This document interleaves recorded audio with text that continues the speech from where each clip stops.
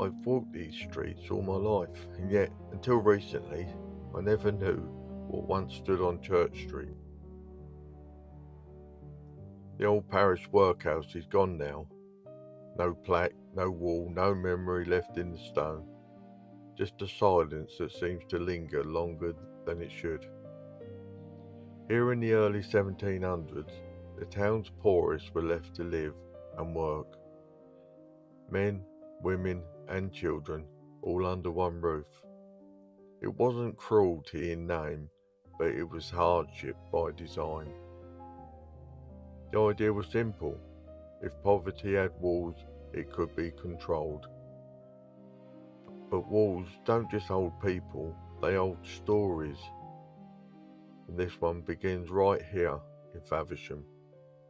The building is long gone now, erased by time and redevelopment, but the story of that place tells us something about how this town once looked after its own, and how it sometimes failed to. What began here in a quiet street off of Court Street would shape how Faversham and the villages around it cared for their poorest for more than 200 years. The Church Street Workhouse was built under the old parish system, long before the new poor law unions of the 19th century. By 1777, around 70 inmates lived here. The master and matron kept order. The overseers kept the books. Those who could work did so, spinning, mending, sweeping, while others tended to the sick or the very young. The days were long and repetitive, the food plain and barely enough. But for many this was the only refuge from starvation or the cold of the roadside. We know their names from surviving records, neat brown ink, written in ledgers that still sit in Kent's archives. They were not criminals, they were people caught in hard times. The widow who lost her husband to the sea, the old sailor too lame to work, the girl left with a child and no one to care for her. The Church Street house eventually fell into disrepair. Its roof leaked, its walls grew damp, rooms too small for the growing numbers. By the early 1800s, the town faced a choice: build anew or find another place. So in 1822, 100 years after the Church Street poorhouse was built, the parish moved its poor to a very different kind of building, the old army barracks at Ospringe. The barracks had been built during the Napoleonic Wars, a time of soldiers and fear of invasion. When peace came, the soldiers left, and for a while the place stood empty. Then the parish took it over and filled it once more, not with muskets and uniforms, but with the poor. Long wooden huts and parade grounds turned into dormitories and workshops, the echoes of drills replaced by the shuffle of feet and the clatter of tin bowls. Old military discipline gave way to parish routine. Early rising, plain meals, hours of labour, lights out by dusk. It was no longer a home, but a system. And that, perhaps, was the direction all of England was moving. The Ospringe barracks served the town until the Poor Law of 1834, the reform that swept away the old parish system.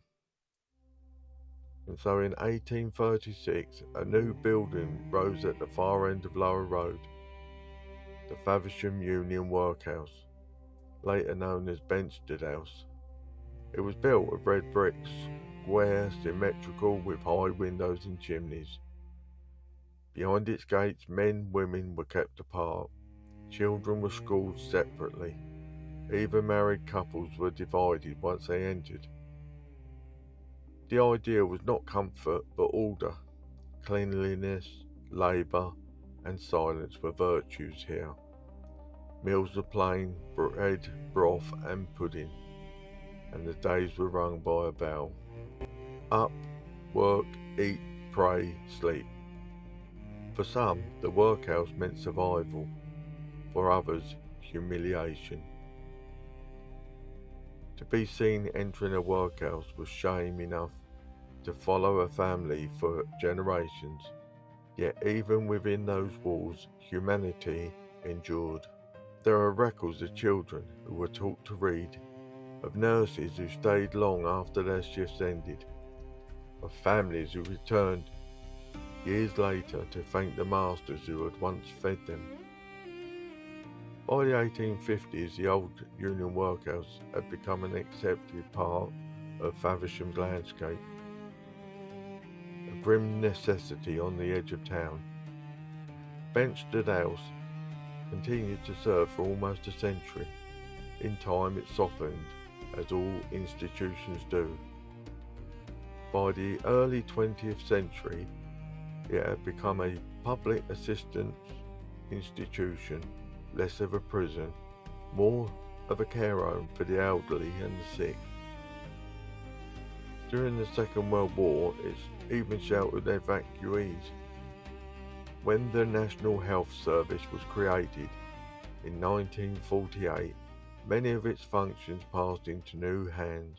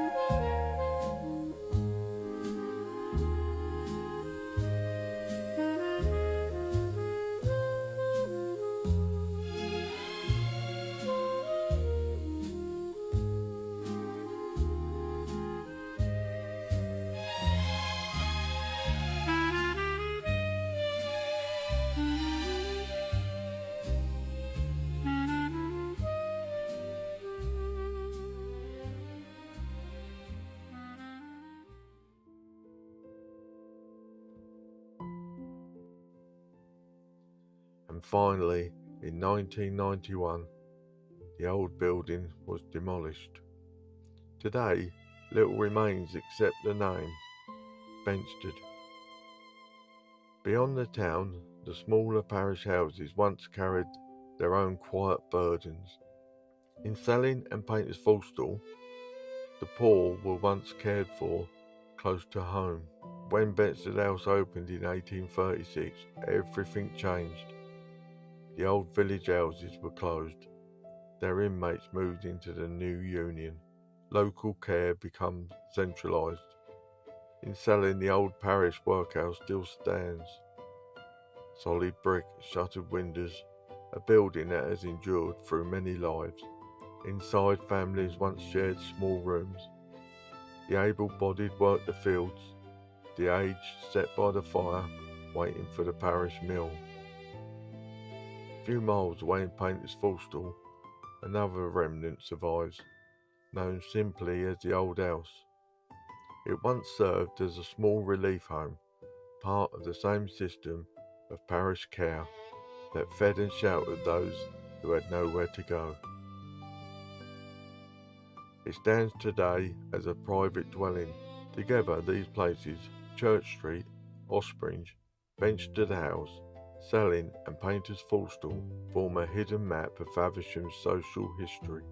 They tell us about compassion and control, about the ways the community balances care with discipline, and about how ideas of poverty and responsibility have changed, or perhaps how they haven't. The people who lived and died in these workhouses were part of this town, as surely as the merchants, the farmers and the sailors. They built the roads, washed the linen, cared for the sick, and mended what others broke. They deserve to be remembered not as paupers, but as citizens.